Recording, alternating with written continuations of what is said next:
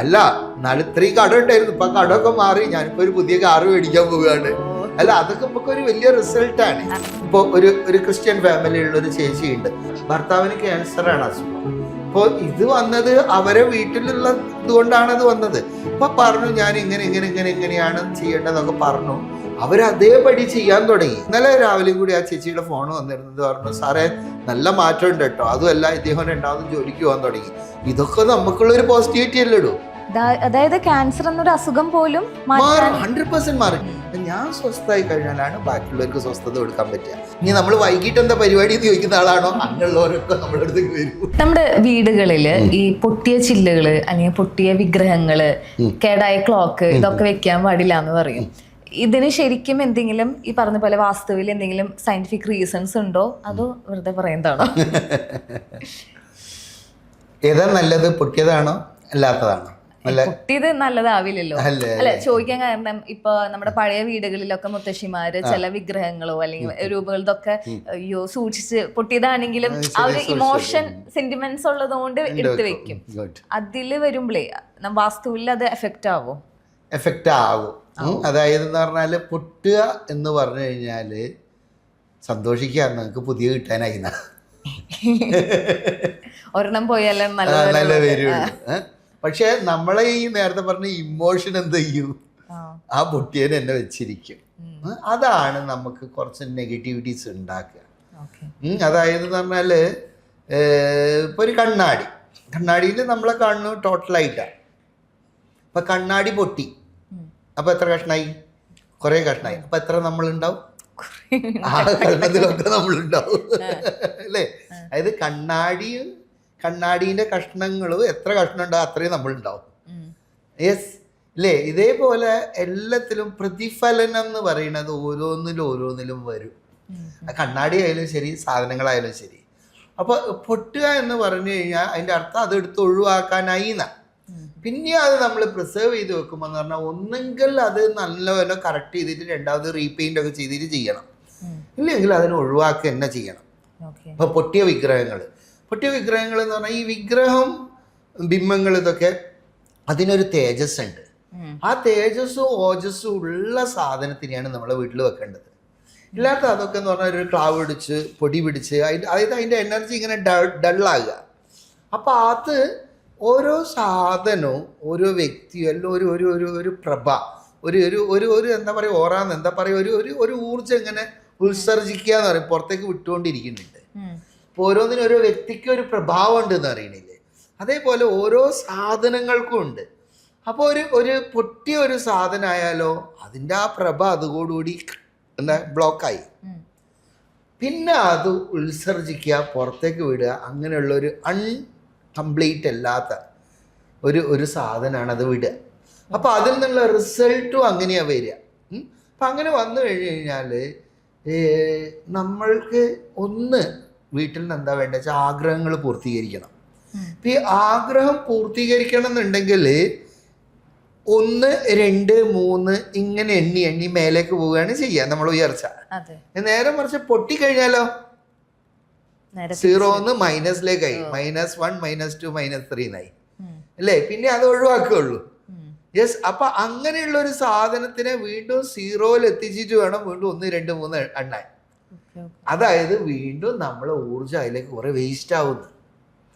അപ്പൊ വാസ്തുവിൽ അതെങ്ങനെ ബാധിക്കുന്നു എന്ന് ചോദിച്ചു കഴിഞ്ഞാൽ നമ്മളെ വീട്ടിലുള്ള ഓരോ സാധനങ്ങളും നമ്മളെ സ്വാധീനിക്കുന്നുണ്ട്.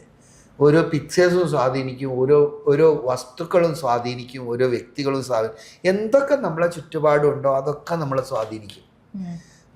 അതാണ് ചെറിയൊരു കാര്യം മതി നമ്മളെ ലൈഫ് മാറാൻ. കർണാടകയിൽ നിന്ന് ഒരാൾ വന്നിരുന്നു കേട്ടോ. അയാൾ ഇവിടെ വന്ന് മലയാളം പഠിച്ചിട്ട് വാസ്തു പഠിച്ച ഒരാളാണ്. വിടുമെടുക്കാന്ന് പറഞ്ഞു കഴിഞ്ഞാല് അയാൾ കർണാടകയിലെ ഒരു സ്ഥലത്ത് ഞാൻ കൺസൾട്ടിങ്ങിന് പോയതിന് അപ്പോഴാണ് എന്നെ കണ്ട് സംസാരിച്ചത്. അപ്പോൾ ആ സമയത്ത് കോഴിക്കോട് സ്ഥിരമായിട്ട് ക്ലാസ് ഉണ്ടായിരുന്നു. ഇയാൾ എല്ലാ ഞായറാഴ്ചകളിലും അവിടെ കോഴിക്കോട് വരും.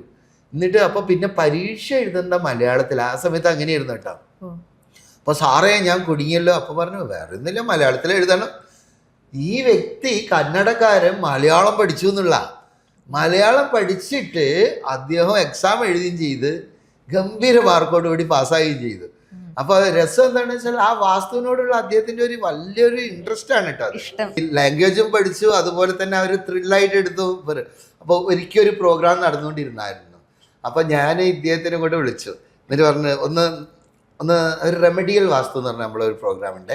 റെമഡിയൽ വാസ്തു എന്ന് പറഞ്ഞു കഴിഞ്ഞാൽ പരിഹാരങ്ങൾക്കായിട്ടുള്ള 3 ദിവസത്തെ റെസിഡൻഷ്യൽ പ്രോഗ്രാമാണ്. അതിൽ നിന്ന് അതായത് 3 ദിവസം അവിടെ തന്നെ താമസിച്ച് പഠിക്കണം. അതിലിങ്ങനെ കുറേ റെമഡീസ് പഠിപ്പിക്കും. അപ്പം അതിൽ ഇദ്ദേഹം കുറേ കാര്യത്തിന് സാർ എന്ന് പറഞ്ഞിട്ട് കാണാൻ വേണ്ടി വന്നതാണ്. ഞാൻ പറഞ്ഞു നിന്റെ എക്സ്പീരിയൻസ് ഒന്ന് ഷെയർ ചെയ്യാന്ന് പറഞ്ഞു. അപ്പം അവൻ വളരെ സീരിയസ് ആയിട്ട് വന്നിട്ടാണ്, ഒരു കല്ല് വെച്ചാൽ മതി ജീവിതം മാറും.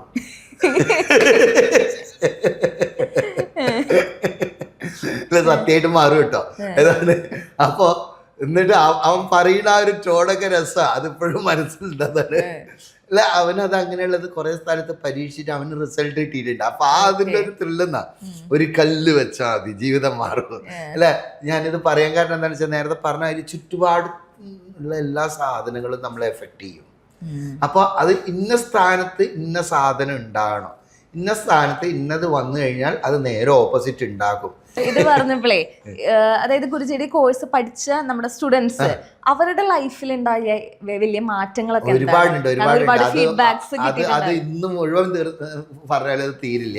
എന്താണെന്ന് വെച്ചാൽ ഇഷ്ടം പോലെ ഉണ്ട്. അത് നല്ലത് ഞാൻ അങ്ങനെയുള്ള ആരെങ്കിലും ഇന്റർവ്യൂസ് ഒക്കെ നോക്കട്ടെ എന്നിട്ട് ഞാൻ നിങ്ങളതിൽ തന്നെയാണ് വിട്ടേരും. എന്താണെന്ന് വെച്ചാൽ ഞാനായിട്ട് പറയുന്നതിനെക്കാട്ടി നല്ലത് അവര് പറയുന്നത്. റിയൽ ലൈഫ് ചേഞ്ച് ഒരുപാടുണ്ട്. ഇപ്പൊ കുറച്ചു നേരത്തെ കൂടെ ഒരാളെ ഫോൺ വന്നേ ഉള്ളൂ. ഇപ്പോൾ പറയുന്നത് എന്താ വെച്ചാൽ ഇനിയിപ്പോൾ ഒരു പുതിയ കാറ് മേടിച്ചു, അപ്പോൾ വീട്ടിലേക്ക് ഒരു വഴി എടുക്കണം, അപ്പോൾ എത്ര വിടണം എന്ന് ചോദിച്ചിട്ടാണ് വിളിച്ചത്. ഞാൻ ചോദിച്ചു കാറൊക്കെ മേടിച്ചോ? പറഞ്ഞു വെറുതെ അല്ലല്ലോ ഞങ്ങളെ വിളിച്ചത്. ഞാൻ ചോദിച്ചു എന്തേ? അല്ല നാളെ ഇത്രയും കട ഉണ്ടായിരുന്നു, ഇപ്പൊ കടമൊക്കെ മാറി, ഞാനിപ്പോ ഒരു പുതിയ കാറ് മേടിക്കാൻ പോവുകയാണ്. അല്ല അതൊക്കെ നമുക്ക് ഒരു വലിയ റിസൾട്ടാണ്. അത് കേൾക്കുമ്പോൾ ഈ നമ്മളെ വിജയം എന്ന് പറഞ്ഞാൽ ആളുകളുടെ വിജയമാണ്.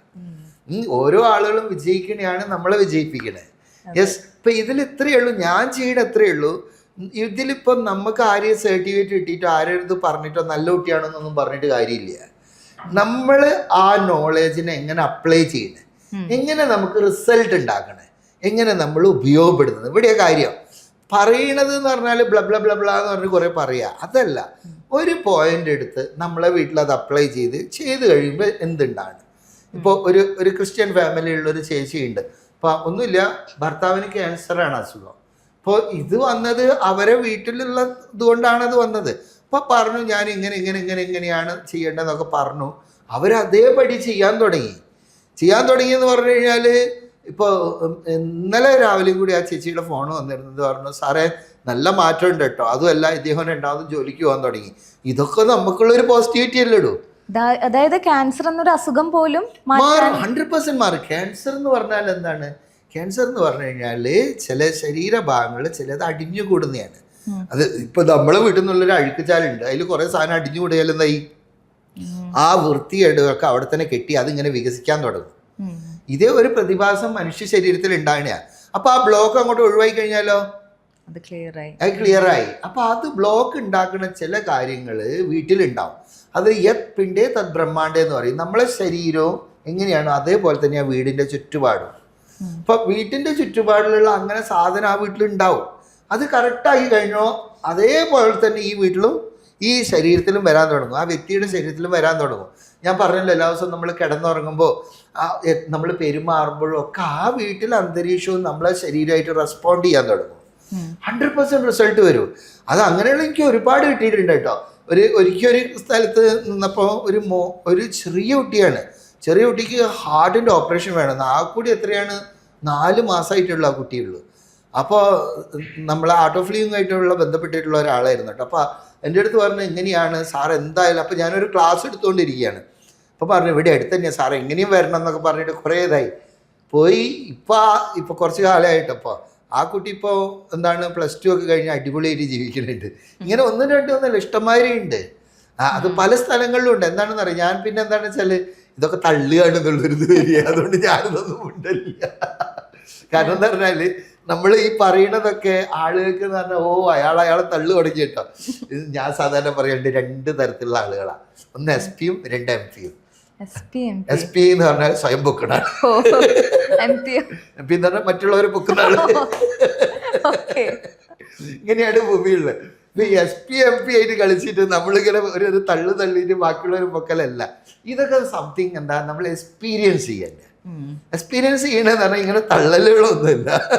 എക്സ്പീരിയൻസിൽ നിന്ന് ആ വിശ്വാസം വരുന്നതാണ്. അതായത് അനുഭവമാണ് ഗുരു എന്ന് പറഞ്ഞിട്ട്. അനുഭവമാണ് ഗുരു. ഈ സത്യമായിട്ട് അനുഭവം തന്നെയാണ് ഗുരു. അതായത് എന്ന് പറഞ്ഞാല് നോളേജിന് 2-3 പാർട്ട് ഉണ്ട്. ആദ്യം നമ്മൾ ഇൻഫർമേഷൻ കളക്ട് ചെയ്യുക. ഇപ്പൊ ഇന്റർവ്യൂ കണ്ടു, ഇപ്പൊ ഇയാൾ ഓരോ കാര്യങ്ങളൊക്കെ ചോദിക്കുന്നു, ഇതൊക്കെ ഇൻഫർമേഷൻ നമ്മൾ കളക്ട് ചെയ്യുക. ഓ ഇന്നുണ്ട്. ഇനി അത് കഴിഞ്ഞ് നമുക്ക് കുറെ അറിവുണ്ടാവുമല്ലോ. ഈ അറിവും ഈ കളക്ട് ചെയ്തതും തമ്മിൽ ഒരു അടിയും പിടിയും നടക്കും.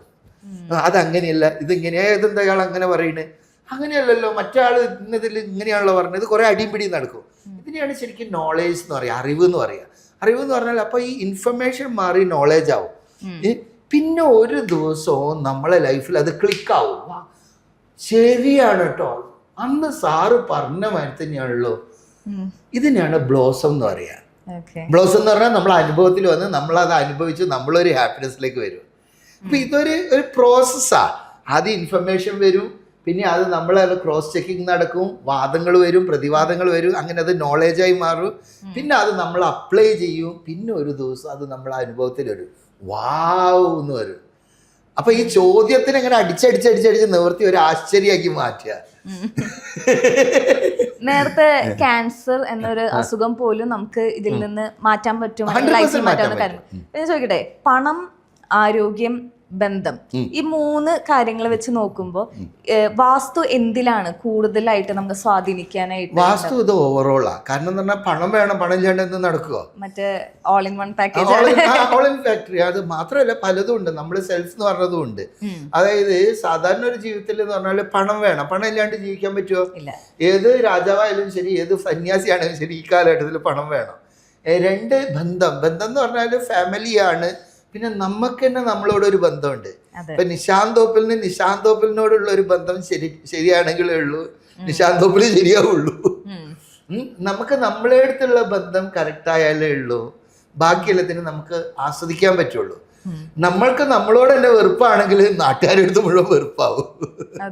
നമ്മൾ നമ്മളെ തന്നെ ഇഷ്ടപ്പെടുന്നുണ്ട്, ഐ ലവ് മൈസെൽഫ്, ഇങ്ങനെ ഒരു ഫീലിംഗ് വരുമ്പോഴാണ് നമ്മളെ തന്നെ ഇതാകുക. അപ്പൊ പ്രപഞ്ചത്തിലുള്ള എല്ലാവരും നമ്മൾ ഇഷ്ടപ്പെടാൻ തുടങ്ങും. ക്ലിയർ? അപ്പൊ ഇതിലൊരു ബന്ധം എന്ന് പറയുന്നത് ഈ എനർജിയുടെ ഒരു ബാഹ്യമായിട്ടുള്ള ഒരു എക്സ്പ്രഷനാ. അത് എന്താണ് പറയുക, ഈ സന്തോഷമുള്ള സ്ഥലത്താണ് സന്തോഷം വരിക. Fire catches fire. അപ്പൊ ഞാൻ സന്തോഷവാനായാലാണ് എനിക്ക് വേറൊരാൾക്ക് സന്തോഷം കൊടുക്കാൻ പറ്റുക. നമ്മുടെ ഉള്ളിൽ ഉണ്ടാവണം. ആദ്യം ഒരാള് എന്തെങ്കിലും കൊടുക്കണം, ആദ്യം നമ്മുടെ ഉള്ളിൽ ഉണ്ടാവണം. ഞാൻ ദരിദ്രനായി കിടന്ന് കഷ്ടപ്പെട്ടിട്ട് വേറെ ഒരാളെ അടുത്ത് സമൃദ്ധി പറഞ്ഞിട്ട് എന്ത് കാര്യം ഇല്ലേ? അത് ഞാൻ അസുഖത്ത് കിടക്കുക, എന്നിട്ട് എല്ലാവരും ഇതായിരിക്കണം, സമാധാനത്തിലിരിക്കുക. ആദ്യം ഞാൻ സമാധാനത്തിലാണോ, എൻ്റെ ഉള്ള സാധനമല്ലേ കൊടുക്കുക. ഞാൻ സ്വസ്ഥമായി കഴിഞ്ഞാലാണ് ബാക്കിയുള്ളവർക്ക് സ്വസ്ഥത കൊടുക്കാൻ പറ്റുക. ഈ total universe is A mirror എന്നാ. ഈ യൂണിവേഴ്സ് എന്ന് പറഞ്ഞ ഒരു കണ്ണാടിയാണ്. അപ്പൊ നമ്മളെ ഉള്ളിലുള്ള എന്താണോ അതാണ് ഈ പ്രപഞ്ചത്തിൽ പ്രതിഫലിക്കുക. നമ്മൾ വെറുപ്പ് പിടിച്ചിരുന്നോ അങ്ങനെയാവും. ഇനി നമ്മൾ വൈകിട്ട് എന്താ പരിപാടി എന്ന് ചോദിക്കുന്ന ആളാണോ, അങ്ങനെയുള്ളവരൊക്കെ നമ്മുടെ അടുത്തേക്ക് വരൂ. മനസ്സിലായില്ലേ? അത് നമ്മളെ ഉള്ളിൽ എന്താണോ ഉള്ളത് അതാണ് നമ്മൾ ക്യാച്ച് ചെയ്യുക. അപ്പോൾ യൂണിവേഴ്സിനൊന്നും നന്നാക്കണ്ട, ഇതിൻ്റെ ഉള്ളിൽ നന്നാക്കിയാൽ മതി, ബാക്കിയൊക്കെ നല്ലതൊക്കെ നമ്മളെ അടുത്ത് വന്നോളൂ.